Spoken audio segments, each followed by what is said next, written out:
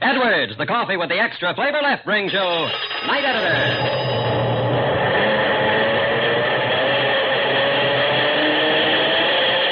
The press is roll for another of Hal Burdick's dramatic yarns from the newsroom. Tonight, a spine-tingling story of the weird forces that brought a killer to the end of his trail, titled Strange Judgment. Tug Stanley's awakening was sudden and startling. A blinding light was stabbing at his eyes, and somewhere close there were voices. He sat up, gripping the gun from the shoulder holster.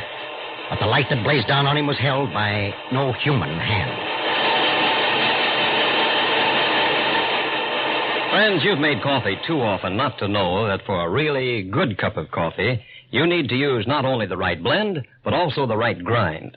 And that's why you'll be glad to know that now you can get Edwards coffee, the coffee with the extra flavor lift, not only in the regular and drip grinds, but also in a new pulverized grind. Of course, Edwards pulverized grind was made specially for you folks who use Silex or other glass vacuum coffee makers. But in every grind, regular, drip, or pulverized, Edwards coffee is made for people who know and enjoy real coffee satisfaction. Yes, Edwards coffee is specially prepared from choicest Latin American coffee beans, specially blended in small batches, roasted by the thermal process, all under Mr. Dwight Edwards' own personal supervision, to give you finer, richer coffee. Coffee with an extra flavor lift.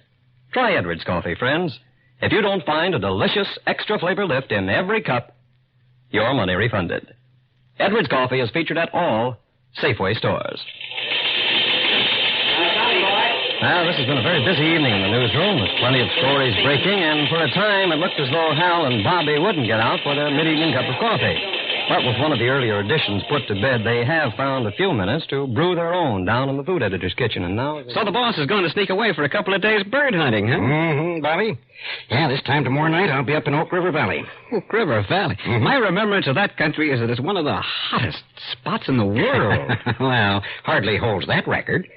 And gets plenty warm in the summertime, though. Plenty warm. Aren't you being just a little conservative, Hal? Well, maybe I am. I always think of it as the place where the sun sat in judgment on Tug Stanley. The sun sat... What do you mean by that? Well, here. You pour me another cup of that good Edwards coffee, and I'll tell you. Yeah, it was quite a yarn, Bobby. There you are. All right, now let's hear it. Well, it seemed everything went wrong the afternoon Tug held up the Oak River bank, in spite of his careful planning. But the climax came when he hit for the street in his getaway car. Another car was double parked alongside his, blocking it in. The alarm was out. He had no time to waste. Then he saw a young fellow coming out of a farm machinery place, putting a bag of tools in the car. That would have saved the day for Tug, if the fellow hadn't made a dive for him as Tug climbed in on the driver's side. Tug didn't argue. He let him have it. But again, bad luck dogged him. The guy fell sprawling across the seat. No time to climb out and drag him back to the sidewalk. Pull him on into the car, get going. Those men running into the street behind him with guns. They weren't playing for marbles. For the next hour, Tug played hide and seek with his pursuit, finally cutting down a wood road to a thick cover of brush, where he settled back to think out his next move. To think. Yeah, how could he think with that guy beside him moaning and groaning, pleading piteously for water? Water? What he ought to give him was another slug of lead. For that matter, he wouldn't mind a drink of water himself. Mouth felt like cotton. And it couldn't be very far down through the woods to the river. While he was waiting, why not? On the bank of the river, all of Tug's plans changed. An old dugout canoe was lodged in some driftwood against the bank. Leave the car and the wounded man where they were. Cross the river in the canoe, set it adrift. Take the money out of the bag, leave the bag in the dugout. When they found it further downstream, it would throw the cops completely off his trail, for Tug wouldn't have gone that way. No, he'd be hiding somewhere close by. Why, sure, that was it. The night did little to cool off the far corner of the haymow in the big barn to which Tug finally made his way. But that was all right. He could do without air conditioning. While the cops were looking for him a long way from here, he was snug and secure in the last place they'd expect him to be. He could stay right here until the next night. By then, the search would have died down, be safe to move on. Tug relaxed into the musty softness of the hay and fell asleep. His awakening was sudden and startling. A blinding light was stabbing at his eyes, and somewhere there were voices. He sat up, ripping the gun from the shoulder holster. Then relaxed with a sharp gasp of relief. That light wasn't from a copper's torch. It was sunshine streaming through a crack between the boards. And the voices, why, they were coming from down in the barnyard. Yeah, they found the dugout 4 miles down the river. Figure he left it there and picked up a ride on the highway. He's a long ways from these parts by now. And you say young Hanson is dead when they found him? Yeah, poor guy. Well, I gotta head on back town, but Sheriff says it won't hurt for you farmers to keep a gun handy. The voices died away as the men walked on out to the road, and Tug settled back in his nest of hay once more. From here on, it ought to be clear sailing. Why, just a waiting game until nightfall. The first couple of hours weren't so bad. He wanted to smoke terribly, but no chance of that with all this hay dry as tinder around him.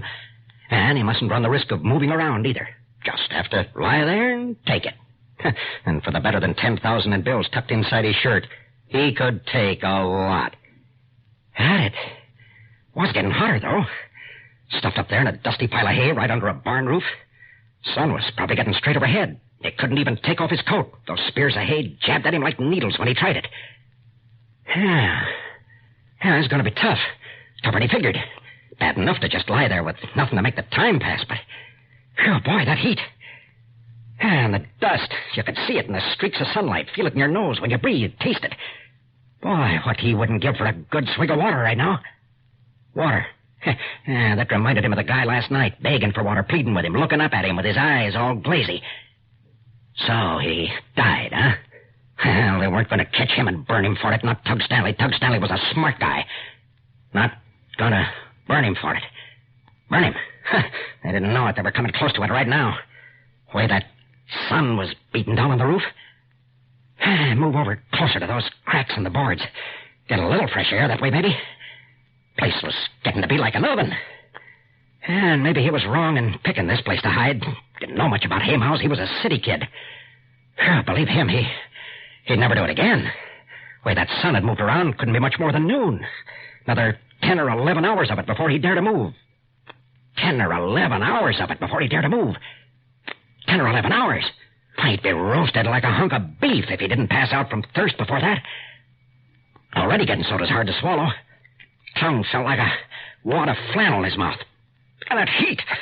Sun must be right on the roof of the barn. Well, maybe if he tried, he could sleep some more. Forget how slow time was passing. Somewhere there was a piece of machinery running. He could hear the chug-chug of it. And that gave him an idea. Close his eyes, count the chugging, put himself to sleep. Why, sure. Yeah, right away. It made him feel drowsy. But wait, what was that other noise? Water running? Sounded like it. Water, that's what the guy in the car wanted. So what? He wanted a drink of water, too. Never wanted one so bad in his life. He'd give plenty of that dough in his shirt for one right now. And 10, maybe 11 hours to go. Yeah, that was water running somewhere out in the barnyard. That was a pump he heard, pumping water up out of a well. All cold and sparkling. Clear, fresh water. Like the creek where the city kids used to hike out of town to go swimming. It gurgled over the rocks, just like that sound that came to him now. And you could lie down and stick your face down in it and drink. Oh, drink until you felt cool all over. Cool. Was there a cool place in all the world? A place where you could get one decent breath of air? Cool air?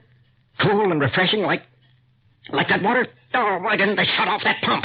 Wasn't it enough he had to lie there with the heat beating down on him till his head throbbed from the blazing agony of it? Didn't so he couldn't even swallow now. Like having his throat all packed with sand. They could just have one little drink of water. Just feel the trickle of it going down his throat. Right outside. Right outside, there must be plenty of it. Cool. Fresh. Sparkling water. Tug was out of the haymow, crawling down the ladder before he realized it, babbling to himself through parched lips against the folly of the chance he was taking. Across the barn, out into the yard, stumbling blindly, madly toward that sound. Along the side of the barn, bulging eyes staring wildly around him. He was crazy to do it, but it didn't matter. Just one good drink of it, and he could go back to that inferno. Calm down, see it through until night. Around the corner of the barn. Yeah, there it was. The pump chugging rhythmically, drawing water from some deep, frosty spring. Just a few more steps, that was all. A dry, croaking sound came from his throat. The water was there, but it was not for him. It was spilling over the top of the tank into which the pump was lifting it, high overhead, spilling out in a sparkling flood that atomized into a thin, disappearing spray as it fell earthward through the sunshine. Tug raised his hands to it, trying to catch even one tiny drop, screaming at it hoarsely, shaking his fists at it in a crazed fury. And then above his own voice, he heard someone else shouting. Through bloodshot eyes, he saw a man standing in the doorway of a small harness room at the end of the barn. A rifle was gripped tightly in his two hands. Tug tore at the gun in his shoulder holster. It came free. Then the molten sunshine was slashed with crimson as the rifle spoke angrily. And Tug Stanley went down under the impact that sent a ripping pain through his shoulder. He came up out of darkness to hear voices again. Hey, that's the killer, all right. You bet. Hey, did you call the sheriff, Dad? Yep. Yeah, he's on the way out here, son. Yes, sir. That's him. Hey, Dad, he must have been hiding up in the haymow. But what in thunder drive him into coming out of hiding while it's still daylight? Say, I bet you I know. Yeah. When I first saw him, Dad, he came around the end of the barn and stood under the water tank, looking up at the overflow and yelling at it like a crazy man. I'll bet you that laying up there, the heat got him. Made him so thirsty that when he heard the water gushing out, he couldn't stand it. Well, maybe so, son. A moment of silence, then... And that certainly would be grim justice, wouldn't it? Huh? How do you mean, Dad? Tug opened his eyes as the man above him went on. If he hadn't killed Bert Hanson yesterday, there wouldn't have been any overflow coming out of the tank for him to hear and set him crazy enough to risk coming out of hiding. When Bert was shot, he was starting out here to install an automatic cutoff on the pump to keep the tank from getting so full it'd spill over. Why, it's as if even in death, Bert had trailed him until he was caught.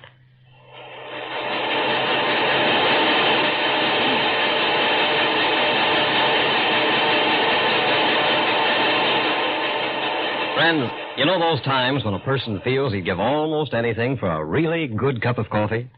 Well, Edwards Coffee is made for times like these. Yes, made to give you a richer coffee enjoyment, an extra flavor lift that's really satisfying. That's because Edwards Coffee is blended only from fine Latin American coffees, the very choicest. The coffee beans themselves are selected with extra care, not only for size, but for shape and color as well. They're blended not by weight, but by flavor, in small batches only, the careful, custom way, then thermally roasted to golden brown perfection under Mr. Dwight Edwards' own personal supervision. And just when flavor is at its very finest, the roast is immediately ground and vacuum-packed to capture the full, natural coffee goodness. Try Edwards Coffee. Choose from 3 different grinds, regular, drip, or the new pulverized grind, specially prepared for Silex and other glass vacuum coffee makers. If you're not thoroughly satisfied, your money refunded. Edwards Coffee is featured at all Safeway stores. And now a word from Hal about next week's visit to the night editor's office. Probably no two people ever met under stranger circumstances than those the night the sailor drove up to a service station to find a pretty girl on duty. For that meeting was headed toward an amazing and exciting climax for those two, as well as the gunman who sat beside the lad, watching his every move. It's titled, In a Manner of Speaking, and it's a yarn packed with action and thrills. I hope you'll all join us next week when I tell it. Good night.